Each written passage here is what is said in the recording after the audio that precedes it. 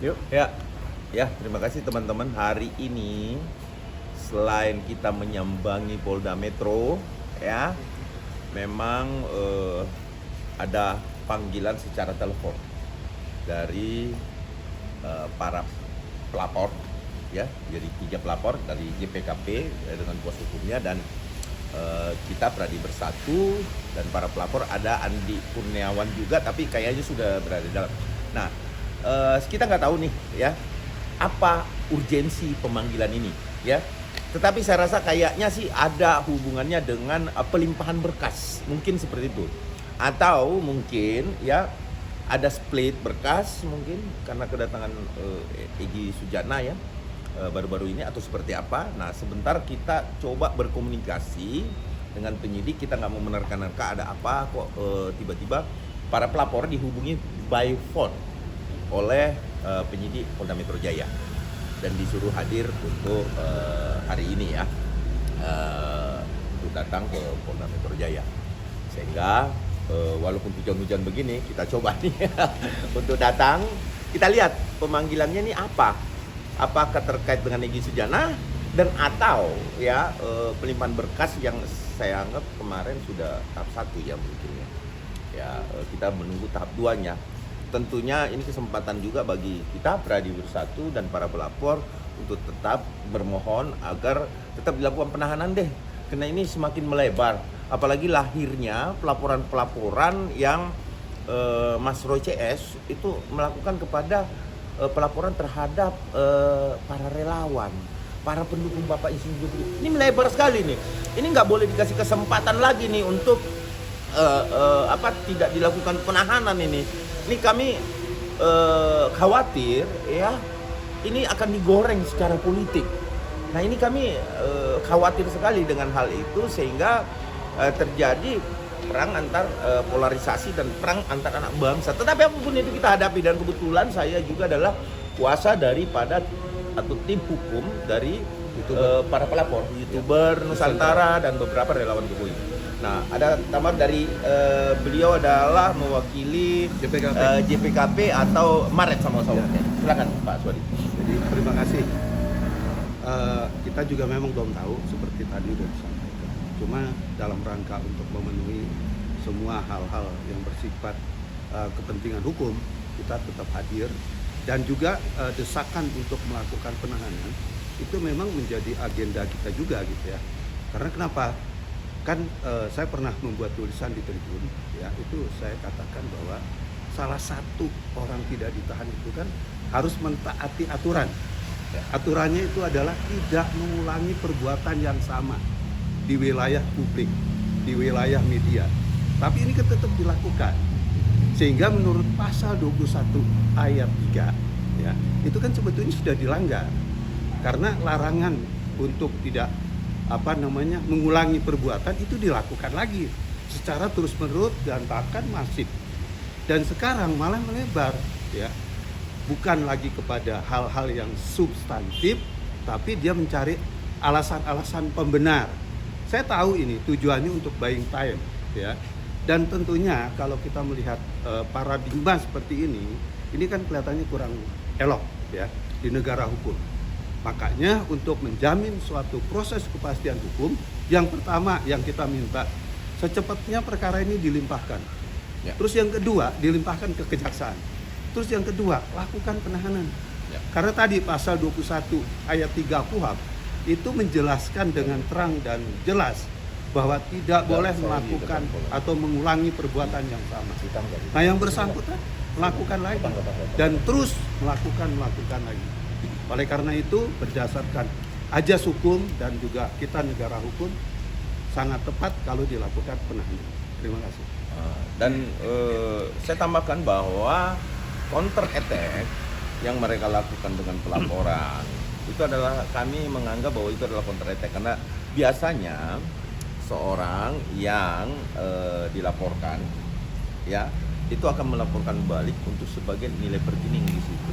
Tapi nggak apa-apa, bahwa ini akan kita hadapi juga pelaporan-pelaporan Roy Suryo CS terhadap para pendukung Bapak Insinyur Jokowi. Kami sebagai tim hukum tetap berpegang teguh pada kebenaran bahwa apa yang dilakukan Mas Roy CS itu memang betul-betul adalah perbuatan yang fitnah keji yang dilakukan, karena ini kita di framing nih teman-teman, bahwa kita di framing bahwa ijazah itu palsu sementara pembanding tidak ada, tidak memegang asli. Bagaimana kita bisa mengetahui sesuatu yang notabene tidak ada aslinya kemudian kita katakan itu palsu?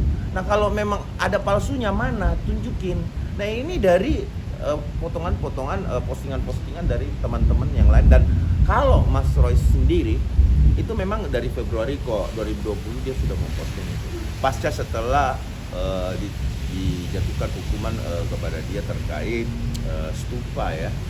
Nah, tetapi apapun itu termasuk dengan Bang Rismon ya. Bang Rismon juga tidak memegang analog. Kemudian di forensik digital ini kan sesuatu yang membuat publik bertanya-tanya, apa? Digital forensik ini bukan ukuran bagi analog loh, ya. Ini bukan yang disandingkan bahwa ada orang hamil diketahui ada di dalam di scan, kemudian ada anaknya di dalam dan lain-lain sebagainya. Ini bukan seperti itu. Ini adalah fisik.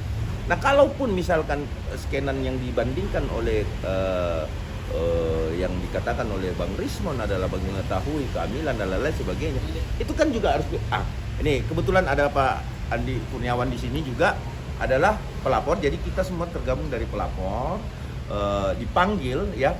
Nah, mungkin bisa langsung dijelaskan oleh Pak Andi Kurniawan juga. Ya, silakan Pak Andi. Oke, baik. Nah, kami di sini dipanggil lagi oleh Polda Metro Jaya. Tentu merespon situasi ya, merespon situasi beberapa waktu lalu ya, termasuk pertemuan antara Egy Sujana ya Pak Jokowi dengan Pak Egy Sujana, Pak Damai Lubis gitu. Nah, nampaknya ada kaitan gitu. ya. Nah, sehingga ya kami melakukan sesuatu ya selalu dengan prosedur hukum gitu. Ya. Itu yang kami jalani, ini adalah bagian dari prosedur hukum, termasuk menyikapi situasi yang terjadi baru-baru ini. Oke, Ya. jadi kan kemarin Pak Egy Sujana dan juga Damai Lubis mendatangi Pak Jokowi. Ya. Apakah dari pelapor ini akan mencabut laporannya ke depannya? Terus kan sampai saat ini kan belum diperiksa sebagai tersangka ya. Apakah akan mendesak Polri juga Polda Metro memanggil keduanya? Begini, kita melihat justru ini apa yang kita panggilkan ini belum tahu nih. Kita baru mau masuk nih ke dalam. Kita masuk dulu seperti apa. Kalau memang ini terkait Egy Sujana atau pertemuan-pertemuan yang dilakukan, tentunya Pak Insinyur Joko Widodo sudah menyampaikan sebelumnya bahwa maaf itu pasti diterima. Dan dibuktikan dengan diterimanya Egy Sujana dan Damai Hari Lubis ya di kediaman Bapak, sehingga saya menganggap bahwa ketika kemudian ini memang ada hal-hal baik, kita tetap mendukung hal-hal yang baik itu. Kenapa enggak kalau Kenapa baik enggak? Ya, gitu. Tapi kita tanyakan dulu ke penyidik, ada hal apa? Kami dipanggil hari ini. Nah, kami coba diskusikan apa sih? Nanti setelah itu kita doorstop lagi. Ya. Oke. Jadi gini lah. Kalau untuk klaster 1 barangkali kami fleksibel. Pendapat ya, pendapat ini ya. Pendapat nih, Ya. pendapat. Saya sebagai Pendapat. kuasa itu juga masih berpendapat, masih Baik. berasumsi. Ya. Kenapa saya katakan seperti itu? Kan kalau di dalam hukum, ya kalau klaster 1 itu dugaan saya hanya mereka mengikut, bukan menjadi aktor di dalam persoalan ini. Kalau kita lihat kan aktornya 3, ya. Roy Suryo, Rismon dan Kipa. Teroris. Ya, Teroris ya. Ya, itu aktor. Kalau yang lain kan kalau di dalam pasal KUHP itu kalau yang lama ya 55 dan 56 ikut-ikut turut serta. Oke, Gitu. berarti Barangkali itu yang menjadi pertimbangan Pak Jokowi juga dan kita sebagai relawan dalam kaitan ini.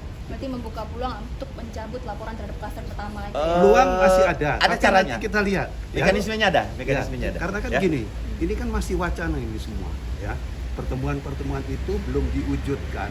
Karena kalau memang diarahkan kepada RJ, ya, pelapor nanti kan akan datang ke sini, ya.